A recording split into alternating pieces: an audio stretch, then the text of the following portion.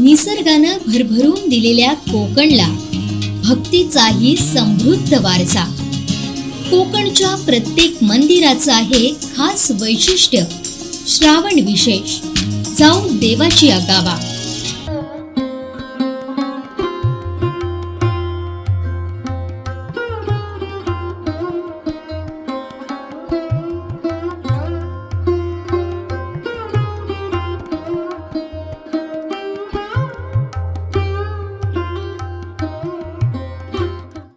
जाऊ देवाच्या गावा या संकल्पनेच्या माध्यमातून आज आपण कणकवली लगत असणाऱ्या कलमड गावातील श्री देव कलेश्वर मंदिराची माहिती आणि इतिहास जाणून घेणार आहोत.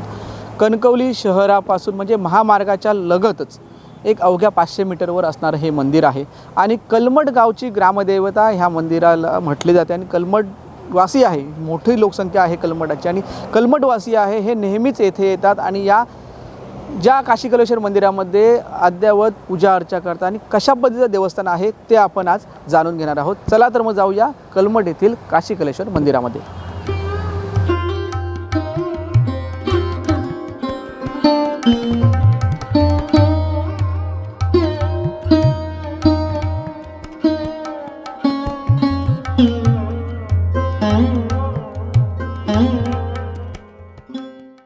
आपण या आलो आहोत कलमड येथील श्री देव कलेश्वर मंदिरच्या या आवारामध्ये.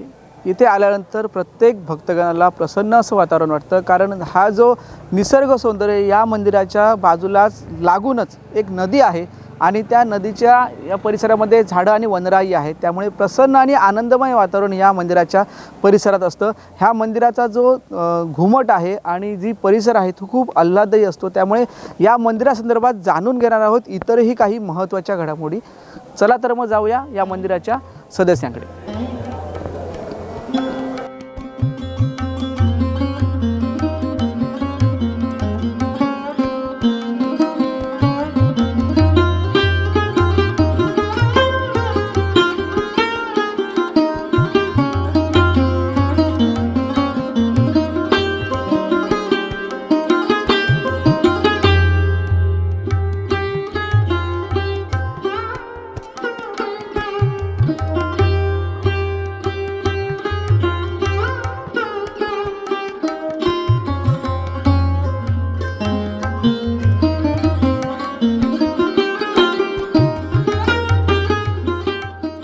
आपण आता या काशी कलेश्वर मंदिर कलमड काशी कलेश्वर मंदिरामध्ये आहोत. मंदिराचा गाभारा आपण बघितला की खूप सुंदर आणि आल्हाददायक आहे.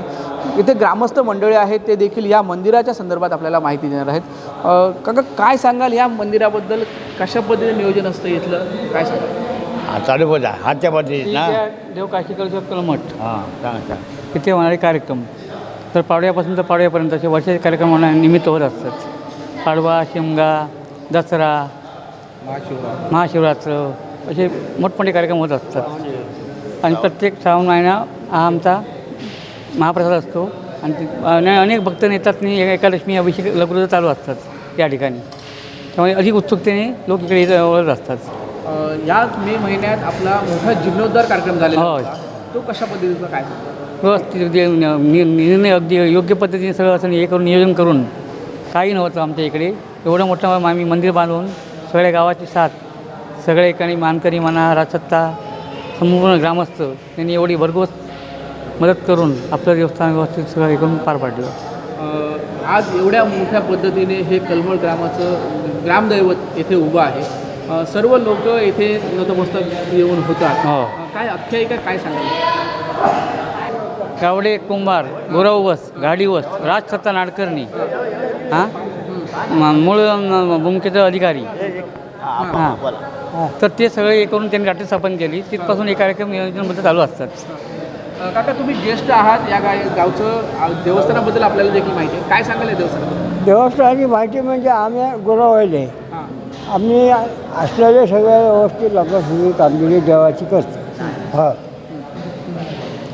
बाकी काय आलेला देवपूजा करणार, काय करणार सगळे यावं गुरव आपण लागेल. ज्या टायमाला काशीसून आला की नाही त्या टायमाला तो सगळीकडे गोणीचे गाड्या होते, गाडी घोडा नाही पूर्वीचे. तेव्हा त्या गोणीच्या गाडीतून तो काशीवरून इकडे आला इथे इल्याच्यानंतर ते प्रत्येक ठिकाणी त्या ठिकाणी ते जायचे आणि ते वस्ती झाली की ते दगड कसलो म्हणून बाहेर टाकून द्यायचे आणि परत रात्री सकाळी उठले तर परत तो दगड आतमध्ये यायचो झोळीत. असा 2-3 ठिकाणी आला तरीसून तो आला आणि त्याच्यानंतर इथंही नाही कलमट गावात तिथे टाकले नाही. तिथे टाकल्याच्यानंतर तो तिथेच राहिला. तिथे राहिला तिथं का परत झोळीत गेला नाही ते पुढे गेले. तेव्हा तिथे एक भट होता. भटाची मोठं या होती ढोर वासरू भरपूर होते. ती एक गायीला स्वप्न पडला. ती गाय येऊन तिथे पाणी सोडायचे त्या पाषाणावरती. म्हणून भटजीने काय केलं खोरा घेतला आणि आमरण दिली. खोरा घेतल्याने हाकून घातली आणि नंतर मग तिसऱ्या दिवशी परत तिथे काय आलं तेव्हा त्या मग भट रागान आला आणि पत्ते केल्यानंतर बघता तो पाषाण होता. तो खोऱ्यान खापावला. तिथे खोऱ्यान कापला. पहिला खोरा मारला, दुसरा खोरा मारला, तिसरा खोरा मारल्याबरोबर रक्ताचे धारे उडावले. त्या टायमात भट आडवं पडलो. त्यापासून इथे या देवळात भट आता नष्ट होऊ झालो म्हणून. होय भट नाही. मग तो आम्ही चालवायचा. सगळे आम्ही गावकऱ्यांनी आम्हीच करायची पूजा अर्चा एवढे करायचं.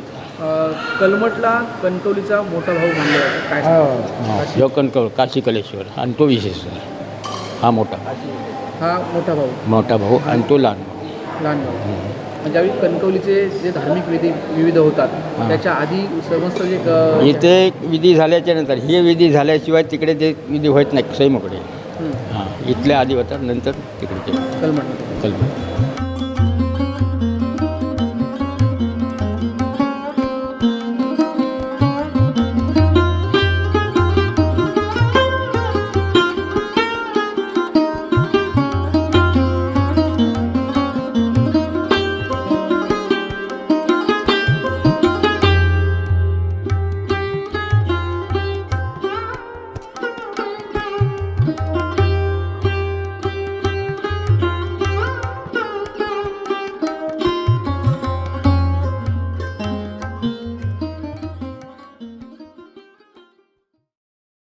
कलमट गावाचं ग्रामदैवत म्हणून काशी कलेश्वर मंदिर ओळखीचं आहे. महत्त्वाचे जे सण आहेत त्याच्यात 4 श्रावणी सोमवार. त्यातला आज हा दुसरा श्रावणी सोमवार नाडकाण्यांचा असतो, तिसरा गुरुवांचा आणि चौथा गावाचा, पहिला कलेश्वरचा. असं दुपारी महाभोजनाचा कार्यक्रम असतो. संध्याकाळी कीर्तन भजन असाही कार्यक्रम असतो.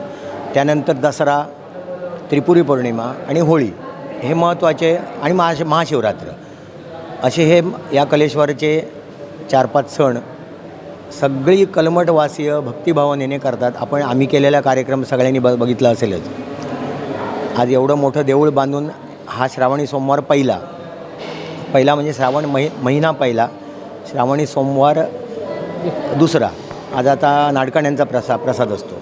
असे पिढ्यानपिढ्या वारीवार भजनं असतात. कार्यक्रमाला येते शोभा भरपूर. प्रत्येकजण गुण्यागोविंदाने नांदून आम्हाला इथे तीर्थप्रसादाला काय नाही काहीतरी देतात.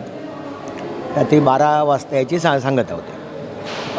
येथील जो परिसर आहे आणि खूप आल्हाददायक आहे, नदीच्या किनारी वसलेलं हे मंदिर आहे. काय सांगता? असा परिसरच तुम्हाला अगदी फार मोजक्या मंदिरात बघायला मिळेल. आम्ही तो ठेवला आहे राखून तसा. आता इथे गार्डन करायचा शासनाचा प्लॅन आहे. बघूया या डिसेंबरपासून कामाला होते आहे सुरुवात. नाना नानी पार्क म्हणून एक श्रीदेव काशी कलेश्वर मंदिर नाना नानी पार्क असं त्याचं असेल नाव.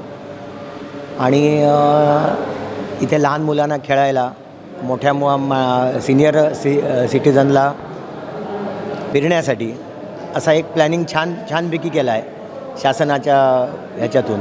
आता बघूया पुढे त्या कलेश्वरची इच्छा.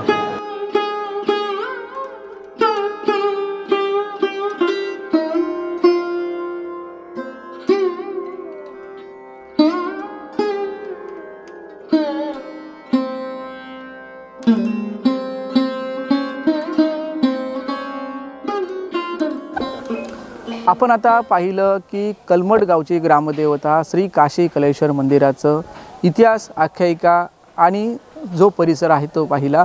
येथील ग्रामस्थांनी आपल्याला सांगितलं, जे नाडकर्णी असतील, खोत असतील किंवा गुरव असतील, खाडी असतील, त्यांनी सांगितलं की या मंदिराची आख्यायिका आणि इतिहास आणि कशा पद्धतीचं हे कार्यक्रम धार्मिक होतात हे देखील सांगितलेलं आहे. त्यामुळे हा जो त्यांचा जो परिसर आहे, इथे जो नदी किनारी हे जे वसलेलं मंदिर आहे आणि त्याचा जो परिसर आहे खूप आल्हाददायक असतो आणि नेहमीच येथे चांगल्या प्रकारचं वातावरण असतं. ह्या वर्षी मे महिन्यामध्ये इथे चांगल्या मोठ्या उत्साह आणि जीर्णोद्धार पार पडलेला होता.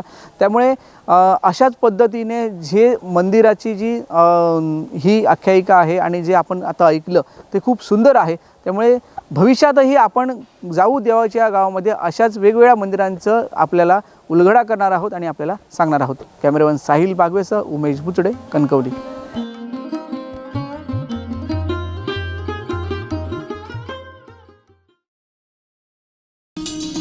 निसर्गानं भरभरून दिलेल्या कोकणला भक्तीचाही समृद्ध वारसा.